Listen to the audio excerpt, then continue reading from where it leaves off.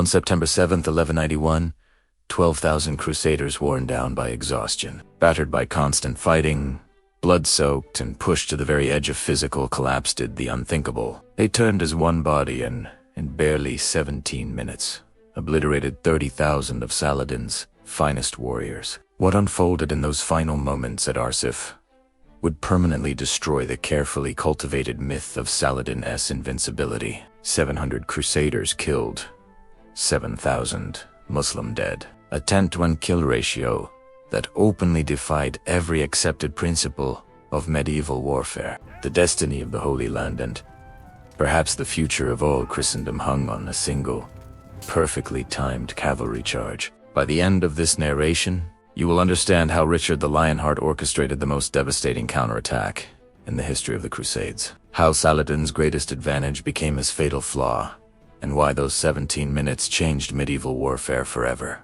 But there is much the chronicles never truly explain. Richard had been waiting for this precise moment for 7 agonizing days. Why did he delay while his men bled and died? How could knights exhausted by relentless marching under a brutal sun suddenly unleash such overwhelming violence? And why did Saladin's battle-hardened veteransmen who had conquered most of the Holy Land flee in terror from an army they outnumbered by more than 2 to 1? The answer lies in the most lethal weapon of the medieval world.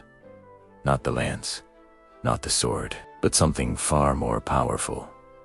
Discipline forged through desperation. That September morning, Jerusalem itself seemed to hang in the balance. The survival of the Third Crusade depended on a single trumpet blast signal that would either preserve Christianity's presence in the Holy Land or see it drowned in blood. To understand how 12,000 men shattered 30,000, we must step back 7 days, to the moment when 2 of history's greatest military minds began their deadly chess match on the coastal plains of the Levant. Richard had just secured Acre after a brutal 2-year siege. King of England, Duke of Normandy, Count of Anjou, he stood as Christendom's greatest warrior king. Across the dusty plains waited his equal, Saladin, the Kurdish sultan whose name meant righteous of the faith, the man who had recaptured Jerusalem and crushed Crusader power at the catastrophe of Hattin just 4 years earlier. This was not merely a clash of armies. It was a collision of 2 military philosophies, 2 faiths, and 2 commanders who respected one another even as they sought each other's destruction. After Hattin in 1187,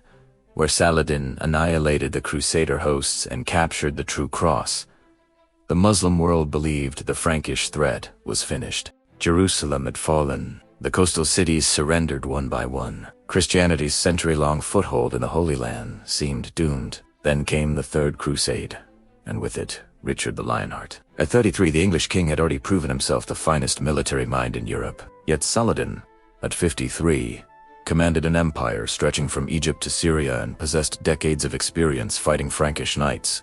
He knew their strengths, a devastating heavy cavalry charge, and he knew their weaknesses: heat, impatience, and the crushing burden of their armor. The next 60 seconds would determine the fate of the Holy Land.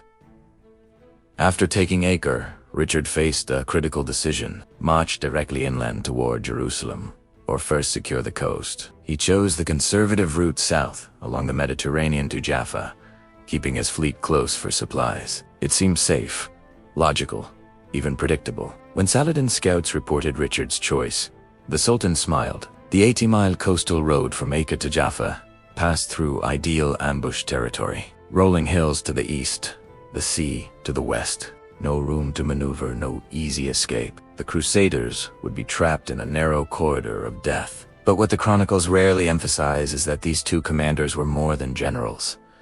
They were students of one another. Richard had studied every battle Saladin had won. Saladin had interrogated captured knights about Richard's tactics in Europe. Each man understood the other's playbook. What followed would not simply be a battle, it would be a masterclass in patience, deception, and the art of springing a trap on an opponent who knows the trap exists. As August turned into September, 30,000 Muslim warriors gathered in the hills overlooking the coastal road. Richard's 12,000 men began their march south, fully aware of what awaited them. Saladin's strategy was elegant in its simplicity: bleed them slowly, fracture their discipline, then annihilate them the moment they finally snapped. The armies that assembled for this clash represented the peak of medieval warfare. Richard's force of 12,000 was small, but elite. At its core were 2,000 mounted knights, 300 hospitallers forming the vanguard, 300 Templars guarding the rear warrior monks, whose discipline was legendary, and 1,400 knights from England, France, Normandy, and the Crusader estates. Each knight was a walking fortress. 40 pounds of chainmail, heavy helm, kite shield, 12-foot lance, and broad. Supporting them were 10,000 infantry, half spearmen with shields, half crossbowmen, whose bolts could punch through armor at 200 yards. Yet their greatest strength was not their weapons, it was their formation. Richard had drilled them relentlessly into a moving defensive box, shields overlapping, spears bristling outward, crossbowmen protected at the center. Saladin, meanwhile, committed a fatal misjudgment of battlefield psychology. His host of 30,000 was designed for speed and harassment. The corps consisted of 10,000 Mamluk, heavy cavalry slave soldiers trained from childhood, the finest horsemen in the Islamic world. They wore lighter armor of leather and mail, built for mobility rather than prolonged melee.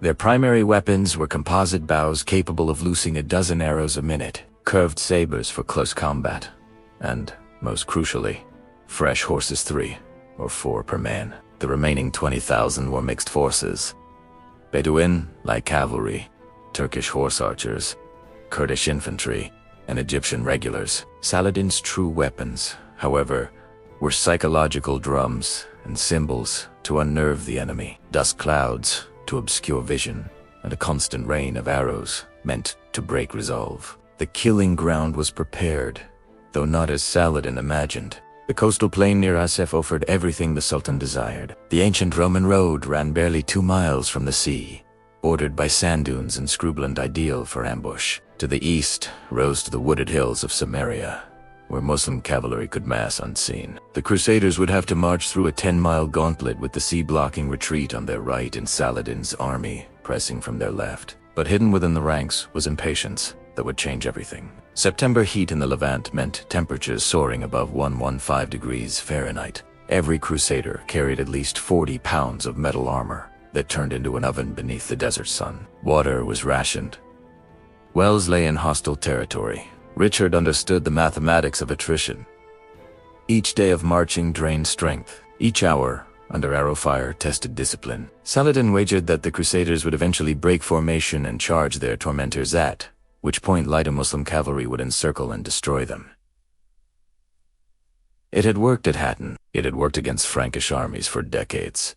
On September 3rd, as Richard's column departed Acre, Muslim outriders appeared on the eastern hills. The chess match had begun.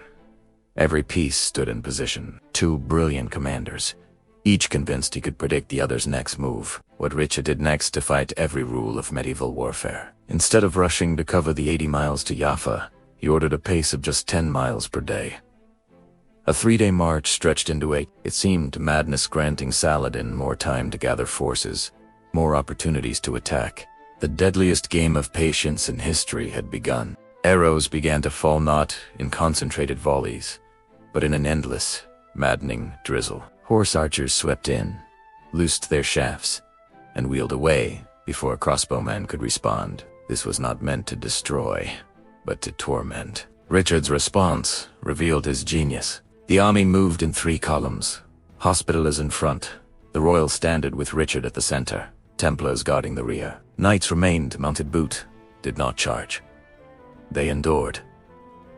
Day after day, pressure mounted. Losses accumulated. Discipline held. By the 7th day, Saladin realized too late that his enemy had not broken.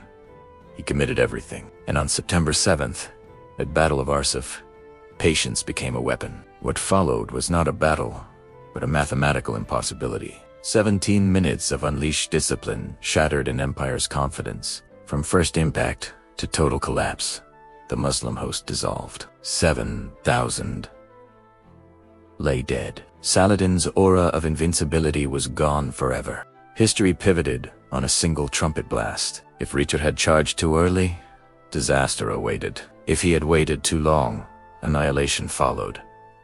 Victory lay in perfect timing. Arsuf proved an ancient truth. Victory belongs not to the strongest or the most numerous, but to those who endure, who wait, and who choose the exact moment to unleash hell.